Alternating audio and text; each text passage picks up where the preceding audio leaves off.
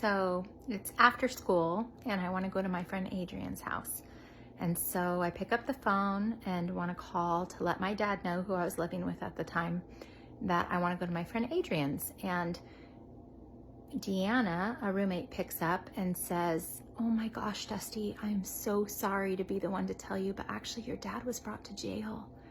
And I'm like, okay, well, let me know if he gets out. Maybe let him know I'm going to Adrian's. Okay, thanks. And I'm just kind of left wondering, like, what do I do now? Because my parents weren't together. There wasn't anyone else there to care for me.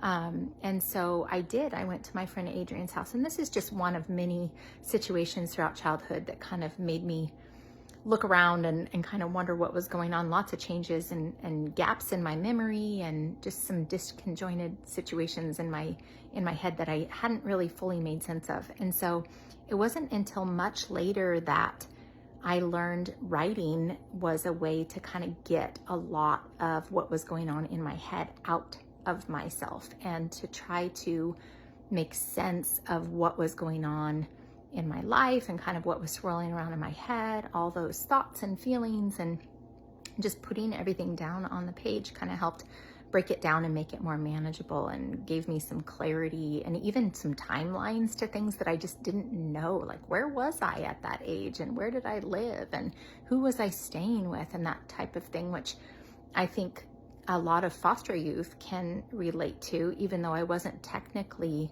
a foster youth. As far as my knowledge, I know that there were people that did receive some assistance for short periods for caring for me, but as far as I know, I wasn't ever technically in the foster care system, but did find friends and family and others that would help step in when there were situations like the one I just described. So why am I sharing all of this is that as a counselor, I will tell people, it's so healthy to, whether it's art or writing and those sorts of things. And so I guess I just pass that on, that if there are things that you feel like keep coming up for you, get it down. I would encourage you, just write. And that's really, for me, what helped me get through, I guess, a lot of that pain and has allowed me to heal and even help other people with their processing, is kind of dealing with my own stuff. So what ultimately led to me writing my book. So, all right, I hope this encourages someone out there, and I appreciate it.